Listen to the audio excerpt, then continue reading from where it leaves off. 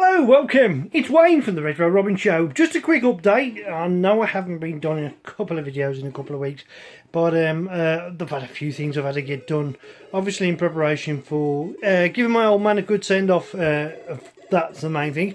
Also, I will be going to Play Expo, which is in Blackpool, I believe. I've got the right place. I've got the tickets. Found the tickets finally. So I'll be, hopefully, if I'm allowed to record, giving you some of the stuff up there which I've been looking forward to. What have I been up to? Well, obviously I'm doing my usual amount of research on the show so that I can give you an informative show. I'm going to deliberately be rubbish at these games. Well, no, not so much. And trying to just keep things in perspective, if you know what I mean. Yeah, so as always, subscribe. There is a show made. It's 90% done. I'm still in the editing process. The AY show that I'm doing has a couple of setbacks, but I'm getting over them. I just want a really good show to do that. I'm also doing, and I didn't want to do this, my favourite top 15 games, and we'll compare them to the top 15 games on World of Spectrum. Because obviously your top 10 games there can vary from month to month, let's say. Quick look around, shall we say. We've got my BBC Micro. That's just my glass case. That is the Harlequin 128 that I've made, of course. Everything's in a bit of a mess at the moment. Don't worry, I always put a glass surface if I'm putting a cup over that there, which I'm doing that up for a reason. I was heartbroken to see that Mark, out of Mark Fix's stuff, had lost his equipment and that, and it's something that is tragic, really. He's a great YouTuber, and he's inspired me, definitely inspired me to do well. First of all, this is one of the items I've done. After watching his error, I decided to do myself a Shadow of the Unicorns interface, which came out really well. What I had to do there was bend those pins, rather than put it on this side and put it on that side, bend them the opposite way round to make room for that peripheral to be able to go into the back of my Spectrum without actually catching it. Obviously, I didn't need to do that with that particular chip, the what do they call them, 7.4 chip, logic chip, because it's not as big as that one. I didn't socket it, I know, but I have bent the pins backwards, and it's only an EEPROM anyways that I've covered up underneath, so there's no UV problems with that. Works quite well, actually. I'm quite pleased with that. And there's another thing that Mark has inspired me to make, and I've made a few of these now. The 128K, multi-phase 1 to 8, and of course, yes, I know, I fiddled with the ROM a little bit there for the Retro Robbins. That's what I do. I've got some stuff that Ben sent me through here. Yeah, that's probably the next magazine I'm going to be doing. I love that graphics. I used to have that years ago. It's nice to actually have the original and not a copy. Getting a pirate copy. There's my UV eraser down there, which I use to erase EEPROMs. I've got my usual coloured Spectrums there, which are all original Spectrums that the cases that were too far gone. There's that. Everybody loves that, don't they? The little bit of pixel art. Usually got my little signs. That does actually light up. The clock that was from Dean Jones's Cues, of all things. My little Crash magazine collection of cups there, and of course my Spectrum cup. I also collect old vintage hi-fis as well. Boy, have I got some hi-fis to show you. Okay, ZX81. Right, that Spectrum down there in the box, which I've made sure is working and everything, that is for Mark of Mark Fix's stuff. I'll be sending that off to the Retro Man Cave with a bit of luck. Because I've got a lot, and it's time that I've shared it out a bit. I can't take it with me. Also for Mark Fix's stuff, we're going to try and give him a couple of Game Gears to start building his collection as well. We'll get him another Spectrum Plus 2 Black, which I sent him one earlier this year, and we'll get him a grey case, one of them, as well as an Amiga 600, which I'm sending him. That should get him kickstarted. We'll be all boxed once I sort everything out, of course. Sorry about the mess. There's my Crash magazine collections of etc. games. Plus 3. Oh, there's my other Plus 2. Is that my other Plus 2A? Yeah. I've got 3 of them actually. but I don't need 3, so I can give one back to Mark there, and hopefully that will make him feel a little bit better. More retro stuff down the bottom. I might actually, you know, because I believe he's lost his 3D printer that he had for his birthday, but to be fair, it's probably only sorted up. You can have that as well. I've sorted out a variable heat soldering iron for him somewhere. I've misplaced it now. It's a spare one I've got. I'm also sorting some of that out. That's all going to be for Mark later on, when he gets up and running. He's had his house sort of repaired, and any other bits that I can find, to be honest, because oh, goodness me, wasn't it a shame when you heard him saying it's what got me was when he said behind me, this is my house, and it's caught fire, and you could hear it in his voice. I felt so sorry for the dude, you know what I mean? I thought he's a fellow retro collector. He's loves doing his channel. It's a pretty good channel to go to, and I can do what I can, and I'm sure people would do it for me, no problem at all. So yeah, what else have we got? Oh, that will be on the next show, Commodore versus Spectrum. I may have done that before. I hope I haven't. I know I did Bubble, but I don't think I did Rainbow Islands, so that's coming up as well, which I'm looking forward to. That's my RAM chip tester, my one joystick there, which I love, which is plugged into my clone of the Spectrum Next.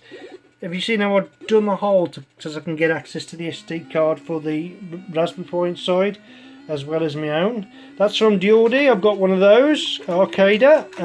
I've got another one somewhere, still in its box. I might as well probably post that to Mark and all. Tip cleaner, all sorts of peripherals that are all hiding around. This is just one room of 3 that is full of retro. So you can see what sort of a mad actor collector I am. And of course you got underneath down there's isopropyl alcohol, toolboxes. What else is there? Oh yeah, there's the sound and stuff like that, and there's another hi-fi down there. That is a wicked hi-fi as well. Some loose games, all those are games in there. There's more and more and more. Oh, you would like to see the cupboard? Okay, why not?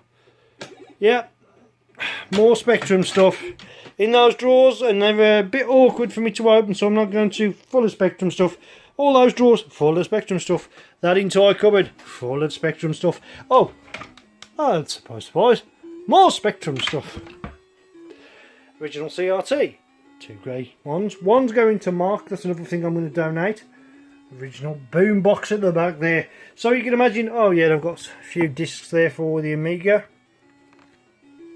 That little device is a isopropyl alcohol. What you do is you squeeze it, and hopefully when you squeeze the bottle it fills the cap up, and that way you get just the right amount. Now of course isopropyl alcohol, IPA, stuffing over my words, oh get my hand out of the way, it's very flammable, and I found, well obviously it tells you on the instructions.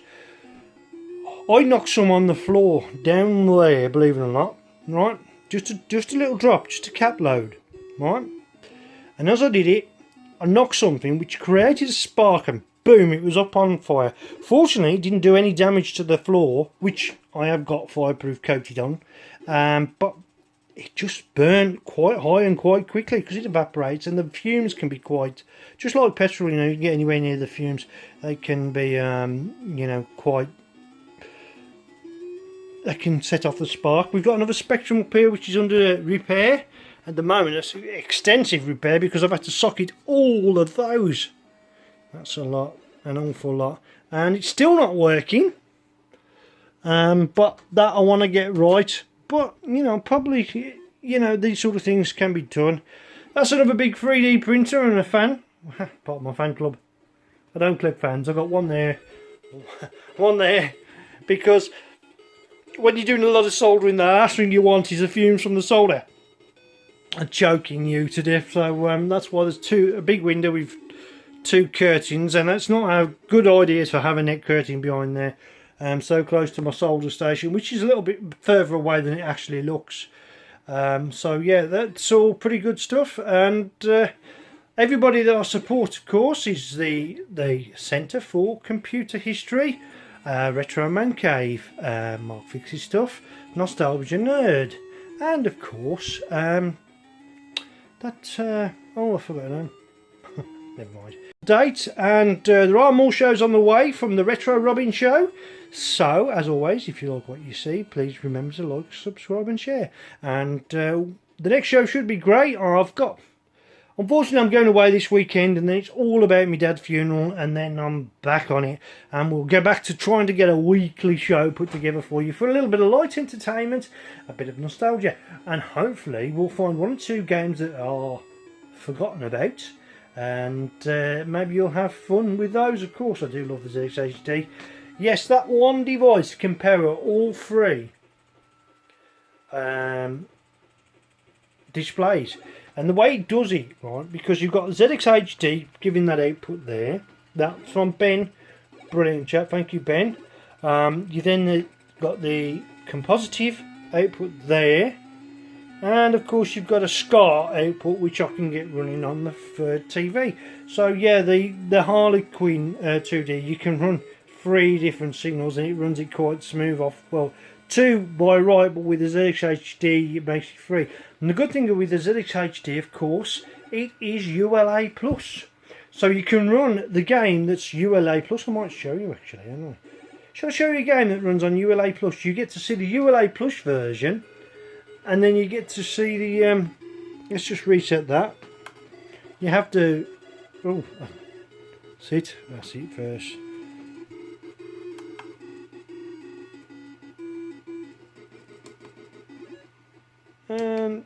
There we go. Right, so what we want to go down to Nixie. I don't know if it's Nixie 1 or Nixie 2.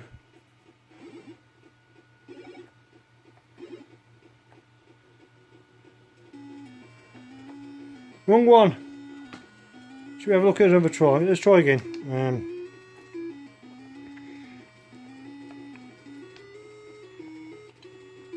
Probably say something now like that. This game needs a 128k version. And the music you can hear in the background is from Matthew.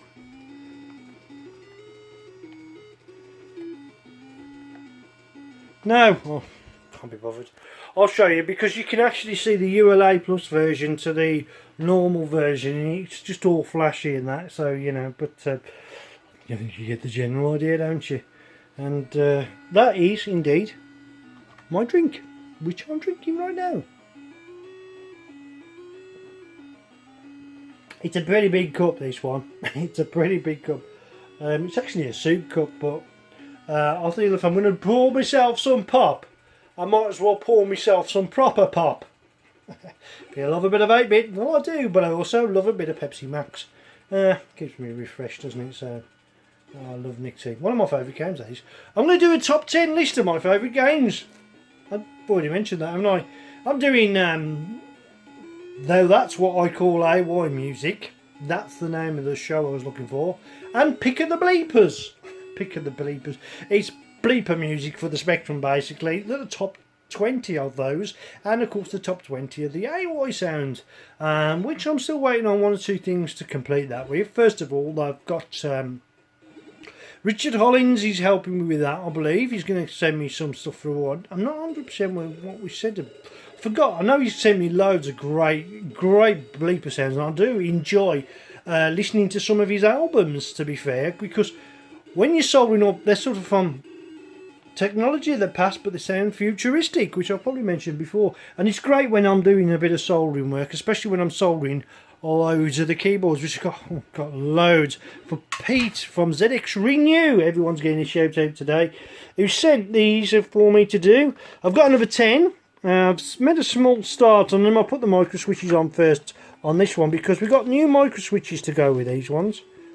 Yeah, these ones are slightly... I need to show you one, don't I? I need to show you one. Let me just get this down. Yeah, that sponge that I got on my chair's got to go back. I don't know if we can get this under magnification. I've got a magnifying glass, I can show you.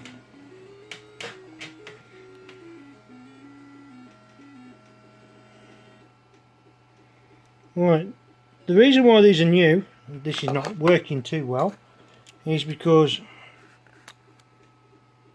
there you go, that's better, isn't it? Not by much. See if I can get it right up. Come on, focus, or go focus. It's not happening. Anyway, I was trying to get that to work, but it wasn't going to happen. Instead of the prongs being upright to the actual micro switch, they're actually spread out flat, which makes them a little bit easier to solder. So, but they're a little bit harder to press, but only by a fraction. But they're slightly well made, to be honest. So they may be better, maybe, but it's, you know, remains to be seen. Now the two, I don't know, you know, the other ones are good, but these ones aren't bad. I'll have to put them side by side and take a oh, there is a way I could do it. I could put it under my magniscope, couldn't I? Put it under my magniscope, which is something I use. There's this bad boy here. First of all, I've got to plug it in. Right.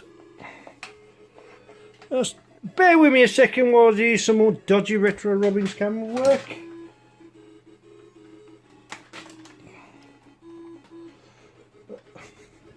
You're going to have to hold on. Alright, pause. There we go. Right, now, if you look at this, let me just focus that in touch. There we go. That's the new one, there, right? And that's the old one. The old one's got a slightly larger button and slightly easier to press, and as I lose them both, let me push them back into view, right? And if you look at the side, I know it's not magnetic, but it's rather sticky. Yeah, you've got just four little tabs there in order to solder to, right? But the new one, which is coming up now, whoops, there we go. Right, it's a slightly smaller button, but it's still large enough, right? And it clicks a lot more of a clicking noise to it, right? That's not just the tin as well, that is actually the button. And you've got the 4 prongs on there, so that's going to be on the new ZX Renew keyboards. We're going for those type, and we're going to give them a trial. We're hoping, because they're the prongs are outward, you know, they're going to have better grip to the board. I mean, don't get me wrong, the others don't move. They don't move at all. But that looks pretty good, to be fair, and you know, they look like they're better made and they are stronger. And that's it for me for now, and soon the Retro Robbins show will return and I'll be back. Big thank you to everybody that's helped out with Mark's Rebuild Mark's Fix Your Stuff campaign. That's absolutely amazing. I'm sure he's overwhelmed with that, and brilliant. And of course, thanks to everybody for just being everybody and just top diamond. Yeah, in the meantime, from me, Wayne Retro Robbins, I hope you like this little slightly different to normal Retro Robbins, just behind the scenes of what I do. And yeah, I know it's a mess. Don't judge me on my mess. Could go in the tape gallery, that is art. Thanks for watching, Retro Robbins. You take care, and bye for now.